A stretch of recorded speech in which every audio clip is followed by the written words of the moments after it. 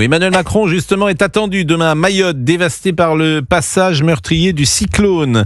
Le Premier ministre François Bayrou est sous le feu des critiques après avoir privilégié le conseil municipal de Pau. Il a tenté péniblement de se défendre hier à l'Assemblée nationale, et même maladroitement. Pau, c'est en France. Il n'est pas d'usage que le Premier ministre et le Président de la République quittent en même temps le territoire national, a-t-il dit. Alors bien sûr, c'est des querelles picrocolines par rapport à ce qui se passe réellement à Mayotte, qui est un drame absolu. Je voudrais qu'on écoute Monsieur Bayrou hier. Je suis obligé de vous dire que Pau, c'est en France. Il n'est pas d'usage que le Premier ministre et le Président de la République quittent en même temps le territoire national. Donc évidemment, cette phrase a fait réagir. À l'Assemblée nationale, personne n'a réagi d'ailleurs immédiatement. Les gens, il a fallu un petit temps pour qu'ils comprennent que le territoire national, c'est aussi Mayotte. Sébastien Chenu, vice-président du Rassemblement national, il commentait ce matin le début d'entrée en fonction de François Bayrou. Le moins qu'on puisse dire, c'est que c'était poussif, pas très convaincant. J'allais dire, comme disent les jeunes, ça envoie pas du rêve. François Bayrou, hier, moi j'avais l'impression d'être au croisement entre Raymond Barre et Édouard Balladur, c'est-à-dire quelqu'un de très décalé par rapport à la société d'aujourd'hui, quelqu'un de très décalé par rapport au rythme de la vie politique, au rythme de la vie de la nation. C'est marrant parce qu'il pense être désagréable en citant Raymond Barre et Édouard Balladur.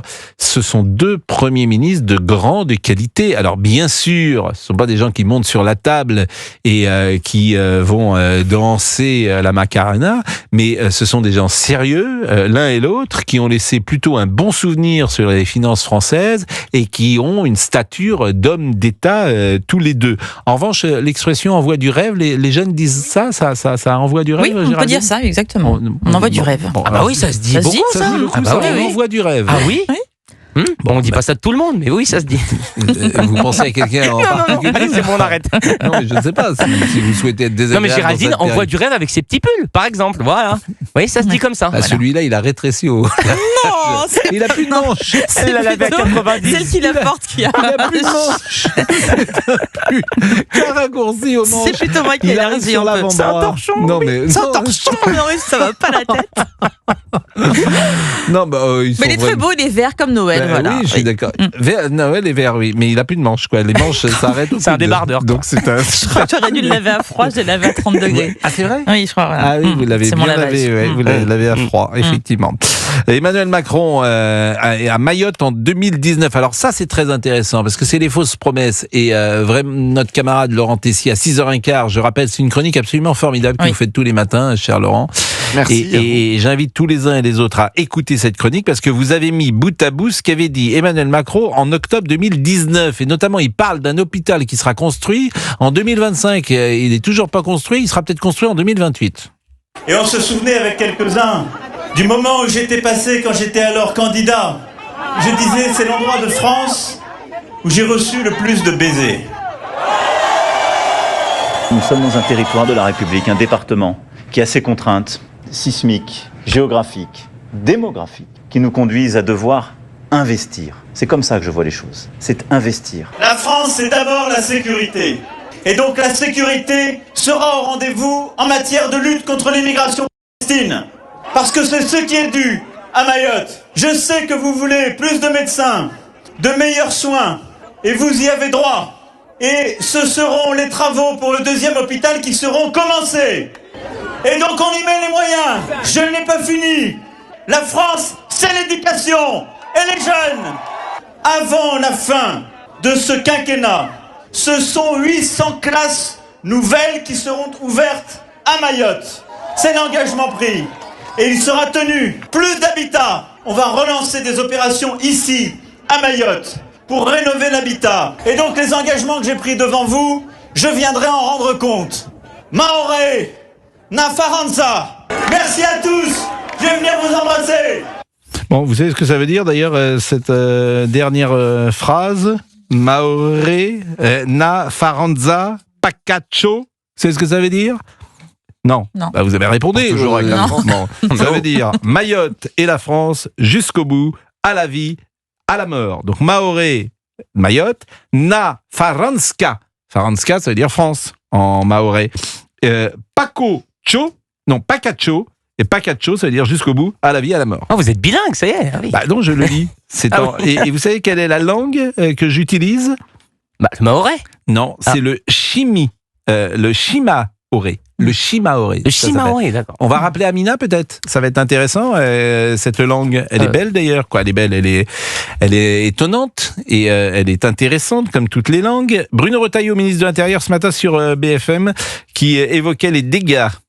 Une île qui est totalement dévastée, des dégâts qui sont absolument colossaux.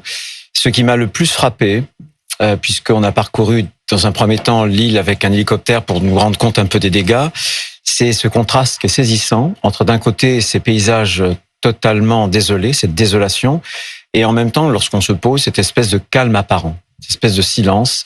J'ai vu finalement assez peu de personnes qui étaient au-delà de Mamoudzou. Où sont les gens ? Il est 11h02, on va marquer une page en couleur et nous revenons évidemment pour écouter notamment Bruno Retailleau, Éric Piolle également toujours sur ce sujet. On parlera aussi politique parce que monsieur Retailleau explique ou on croit comprendre que les conditions ne sont pas réunies pour entrer au gouvernement. Ça, c'est ce qu'il a dit ce matin. Il a rencontré depuis François Bayrou. Il a rencontré depuis François Bayrou et ce sera bien peut-être d'avoir une expertise politique, Laurent Tessier. Exactement. Et nous serons peut-être avec un des journalistes du service politique Nous en parlerons dans quelques instants vers 11h30. Eh bien, c'est parfait, je vous remercie. Bruno Retailleau, je le disais, parlait des dégâts il y a une seconde. Je vous propose de l'écouter sur ce qu'il faudra faire ces prochaines semaines et ces prochains mois. Il faut modifier notre législation. Pourquoi est-ce que je veux, moi, qu'on légifère sur l'immigration ? Parce qu'on a besoin de régler des problèmes pratiques. Et tous ces bien-pensants à gauche, tous ces bien-pensants à gauche et ailleurs d'ailleurs que j'entends depuis hier, eh bien, je souhaite qu'ils aillent au contact des Mahorais. C'est très facile à Paris, vous voyez, à l'Assemblée nationale ou ailleurs, ou dans les médias, de proférer un certain nombre d'oukases vis-à-vis de telle ou telle position. Moi, je veux régler le problème. Il n'y a aucune société au monde, vous m'entendez bien, là-bas, la population, à majorité, elle est musulmane. Voilà. La peau, elle est brune. Voilà. Ce sont des gens, des Français, je ne connais pas de territoire de France aussi attaché à la mère patrie, à la France, que Mayotte, que ce soit dit.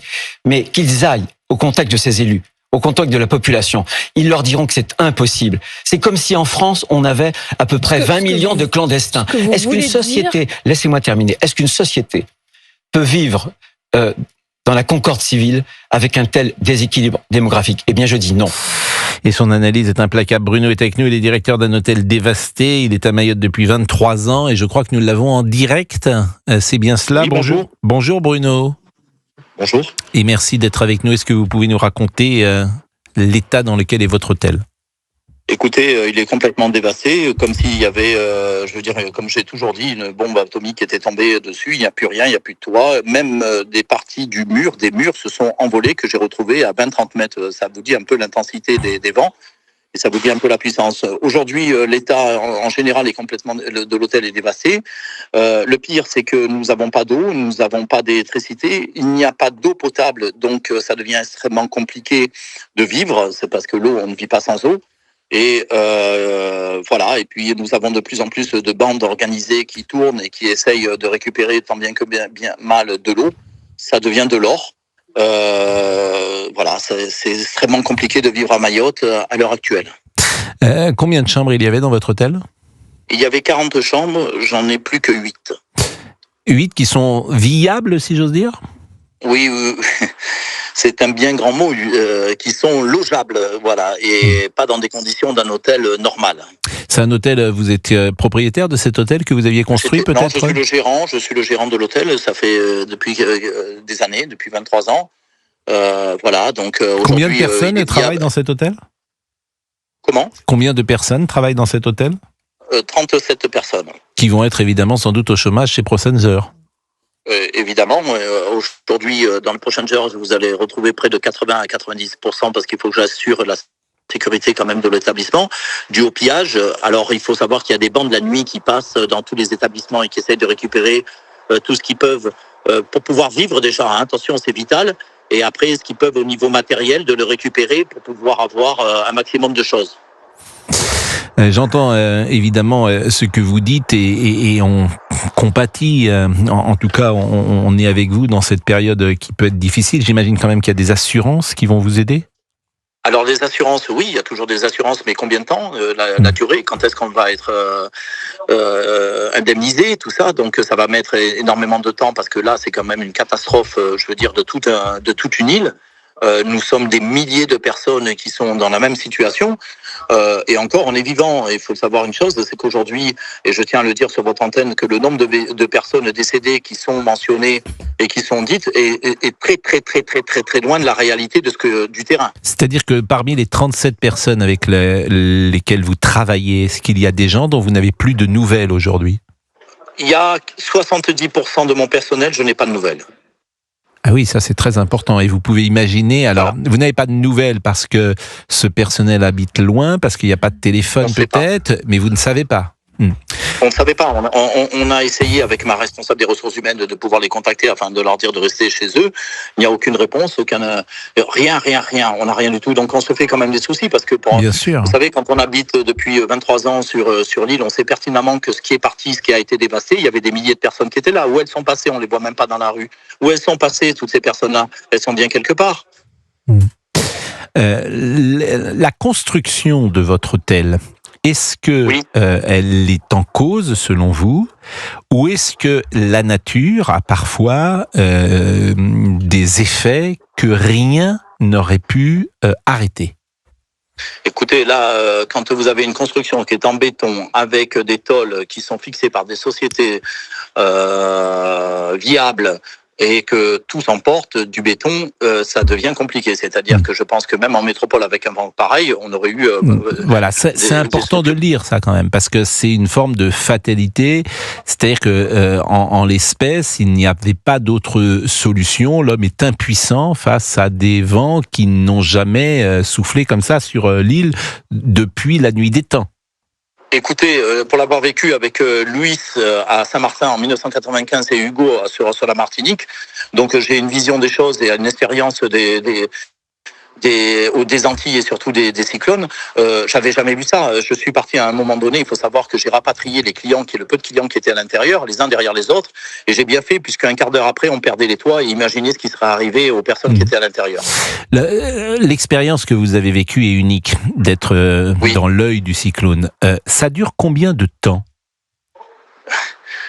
Des milliers d'heures et 2 heures générales. Voilà, je pense avoir répondu à votre question. 2 heures et on a l'impression que c'est une éternité. Une éternité, que ça s'arrête pas. Les minutes sont des heures. Et là, vous étiez où ? J'étais dans l'enceinte de l'hôtel. J'allais chercher les clients. Il faut savoir qu'il y a des espaces libres et qui sont aérés.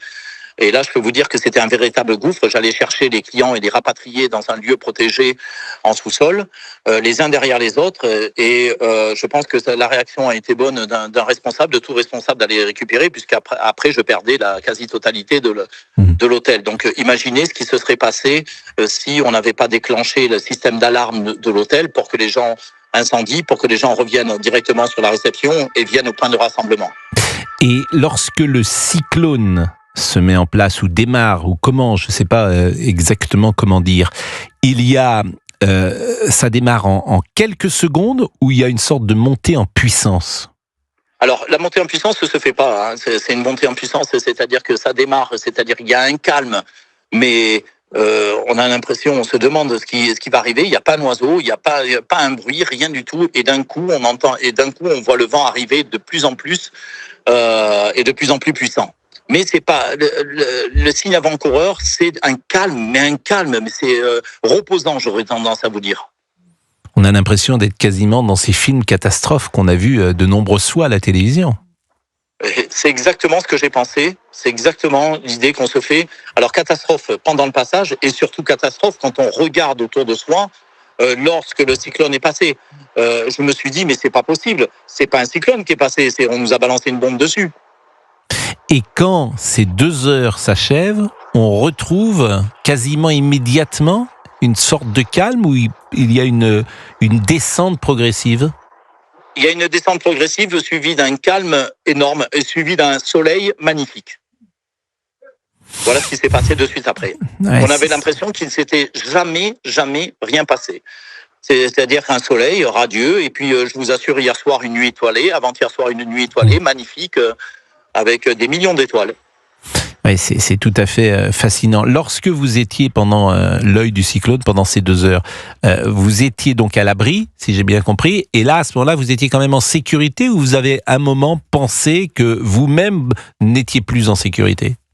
Alors, vous savez, quand on est responsable, c'est d'abord la sécurité de ses clients. À un moment donné, oui, il faut le reconnaître, j'ai eu un doute parce que la montée des eaux faisait en sorte qu'on a eu tous au pied à entre 20 et 30 cm d'eau, même en sous-sol. Et mais par rapport à ce qui aurait pu arriver s'ils étaient restés dans les chambres, heureusement ils étaient en toute sécurité. Dans les chambres ils seraient pas restés, il y aurait eu des dizaines de morts dans l'hôtel. Bon, il y a un témoignage pour ceux qui arrivent à l'instant sur l'antenne d'Europe 1 que je trouve tout à fait extraordinaire, celui de Bruno, qui est directeur d'un hôtel dévasté, qui nous parle depuis plus d'une dizaine de minutes et nous sommes suspendus à vos lèvres. Alors, au-delà de cet incident, de cette catastrophe, le mot est plus juste, il y a ce rapport de la Cour des comptes qui date, je crois, de 2022, et vous qui vivez à Mayotte depuis 23 ans, vous allez pouvoir nous dire ce que vous en pensez. Il y a eu un plan Mayotte en 2025 qui avait été annoncé en 2015. Aucune mesure ne visait la sécurité et l'immigration. Son suivi a duré 1 an. En 2018, il y a un second plan. Plus d'1 milliard de débloqués. Rien n'a changé. La Cour des comptes a demandé des documents à la préfecture. On ne sait même pas ce qui est advenu de ce qu'on avait décidé. Rien n'existe à ce jour pour éclairer la stratégie de développement de Mayotte. Si vous y êtes depuis 12 ans, vous avez vu la délinquance atteindre depuis 23 ans, pardon. Vous avez vu la délinquance atteindre un niveau record. La sécurité en première préoccupation des habitants. La moitié de la population qui ne parle pas français. Je disais à Mayotte, il y a 30 médecins généralistes libéraux, il y a 12 dentistes simplement, il y a moins de 10 000 élèves qui sont scolarisés. On a l'impression que Mayotte est une catastrophe nationale, Bruno. Et malgré tout, vous y êtes et vous y êtes depuis 23 ans. Donc je voulais votre avis. Écoutez, là-dessus, vous avez tout à fait raison et vous avez bien résumé la situation à Mayotte. Moi, j'y suis. C'est vrai qu'on a tendance à s'attacher à ce qu'on a. Et pas partir ailleurs, c'est ça, c'est exactement ce qui est compliqué. C'est extrêmement compliqué de vivre à Mayotte en temps général. On vit dans des prisons dorées. Personnellement, ma maison, il y a des barbelés et puis des barreaux de partout, comme dans une prison. Je crois que je suis plus sécurisé encore que la prison locale de Majicavo. On sort très peu parce qu'on a peur des caillassages, on sort très peu parce qu'on a peur des pillages, on sort très peu parce qu'on a peur que lorsqu'on rentre chez soi, il n'y ait plus rien. Ce sont des conditions qui sont pas vivables. Et c'est vrai que pour un département français, c'est très rare. J'ai fait la Martinique, Guadeloupe, Saint-Martin, Saint-Barth, j'ai jamais vu ça. J'ai pas vécu dans d'autres. J'ai vécu à La Réunion aussi. C'est pas du tout. On vit, les portes sont ouvertes, les fenêtres sont ouvertes. Nous, c'est pas le cas ici à Mayotte. On vit avec un taux de délinquance impressionnant. On vit avec beaucoup de clandestins qui ont faim, qui ont soif. Et je vous laisse deviner où c'est qu'ils vont récupérer l'argent pour pouvoir manger. Vous avez dit que votre maison est cernée par des barbelés, c'est ce que vous avez dit ? Oui, ma maison est entourée de barbelés pour pas que les gens viennent. Ma maison, il y a des barreaux aux fenêtres, dignes de barreaux de prison, et j'ai une porte blindée pour que les gens ne rentrent pas. Et ça, c'est je dirais que c'est 60-70% des habitations à Mayotte. Or, bien sûr, les bidonvilles, on s'entend bien. Bon, Bruno, restez avec nous parce que je pense qu'on a encore 2-3 petites questions à vous poser. Je suis passionné par tout ce que vous nous dites et il n'y a évidemment, comme toujours, rien de mieux que d'entendre un témoignage de quelqu'un qui vit à Mayotte et qui parle de son quotidien.